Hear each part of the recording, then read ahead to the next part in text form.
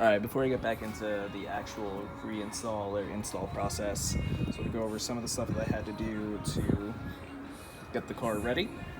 I did relocate my batteries in the trunk. That's not necessary, but having the hybrid racing battery tray down there was kind of a pain in the ass, and this just freed up a lot of room for me, so that's not entirely necessary, but something you could do to free up some space. Again, you want to shave this up a little bit just to clearance it. I have a thermal intake manifold gasket, again for a K20A2 RSX Type S style.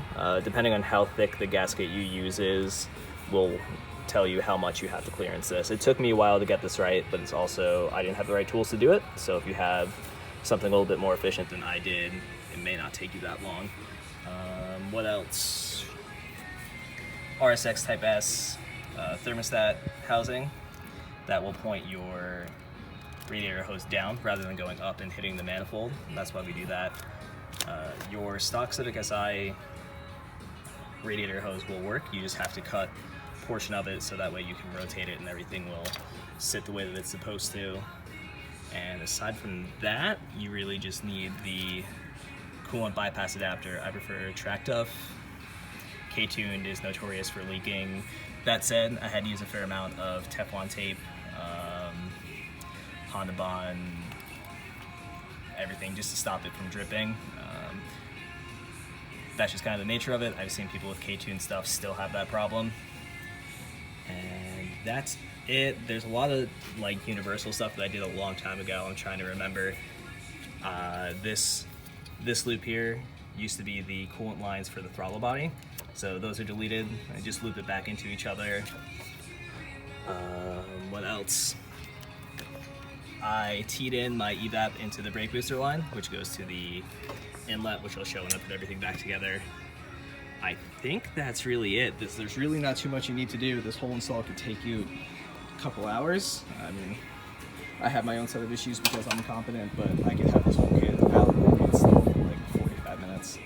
Okay, so as far as installing everything goes, I obviously already have this assembled, but it's pretty straightforward. There's 6 bolts that attach the adapter plate to the blower, and I would recommend using blue Loctite on these because I just checked them and some of these had vibrated, like not out, but they were not as tight as they were when I reinstalled them. This gray shit is RTV. I used that the last time I reinstalled it. I don't think I'm going to do it again just because it already has an O-ring and it was kind of a pain in the ass to remove from the car with all this. So as far as the manifold goes, there's not too much else to do. I put this reflective heat tape on the back of it just to help with IATs. I don't know how much it's actually helping. I would use gold rather than silver. Again, this is just kind of what I had laying around. I plugged this port, which is originally for the IAT sensor. I found I had a little bit more reliable reading when I moved it back up to the top in this section right here. It's 1/8 MPT. And there's your map sensor. Put that in first before you put the blower and the adapter plate on, otherwise you won't be able to get it in, and if you force it, you will break your sensor. Ask me how I know. Okay, so I got the manifold on. What I found is the easiest way to get the manifold and the gasket lined up is to start with the top right and the bottom left. Just sit those through with the manifold like placed up against the back, and then slide it on that way, thread in the left side, then the right side, and that should get everything else squared away. What I did originally, it wore off. I had marked these bolts just to see if they backed out. None of them were really loose, but I'm going to put blue Loctite on them just based on how everything backed out a little bit on the blower plate. So just to make sure I don't have any issues, cause any minor vacuum leaks or anything like that, I'm going to use a little bit of blue Loctite on all 7 of these. And let's see, last thing, there's 3 bolts. The longest one goes in the middle. The other 2 are for the sides. Once you've got everything mocked up, you can go ahead and actually torque down the manifold. Start with your top left, bottom right, just like you're doing wheels. Work your way around just so you make sure that everything tightens up evenly. These Allen keys are particularly helpful for tight spots just like this. Makes your life a lot easier. So I've got that all torqued down. I realized I never went over the belt tensioner. I already had that on the car. So you remove your stock one. Sorry, I forget the exact process for that, but there's one bolt here, another bolt in the back, and that's it. You want your smooth pulley on the bottom and groove one up top. All right, I'm just about ready to set the blower back inside the car. What I did do is I used Allen heads On all 8, I ended up replacing the top right and bottom right with studs, and then just putting nuts on top of them, because at least on the 1900, I don't know if the smaller blowers have the same issue, but there's not that much clearance to actually get the bolt in place and pull it back out if you ever have to. So I do this, it makes your life a lot easier, and it also makes getting the blower rested on top of the manifold a hell of a lot easier. I'm going to do the fuel rail and everything first before I set the blower back in, just because it's going to be probably a little bit easier. I know I can set the blower back in with the fuel rail in place, so I'm going to do that first.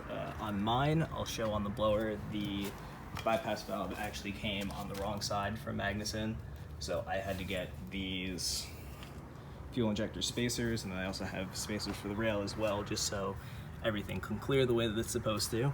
Other than that, it's pretty straightforward. You probably won't have to do that. I think I was only one of the few that had the bypass come on the wrong side. It should normally be on this end, and you wouldn't have any clearance issues. All right, so I got the fuel rail back in. Here's my rail spacer, or both of them actually. And then I reconnected my aftercooler. Bottom port is going to go down into the top of your heat exchanger, and the top one's going to go up into your reservoir.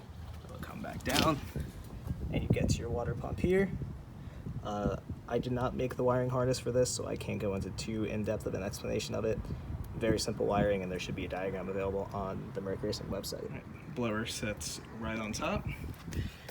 The small hose off your bypass will go onto the smaller port on the inlet. And your brake booster will go on the larger one. I can't really get a good angle on that, but there's only 2 ports, small one, bypass, big one, brake booster. One thing I forgot is there also is this one small port down on the bottom. This is your boost reference point. I have mine going to a couple different places. Off to the right here is for the boost gauge, and we have the fuel pulse damper, and then this one's the fuel pressure regulator. I've got all 6 of the Allen head bolts placed in, and the last step is I'm going to throw the nut on top of the studs I replaced. Kind of tight, but it's a lot easier than trying to squeeze a bolt in there. Just like that. Bottom one's fairly easy.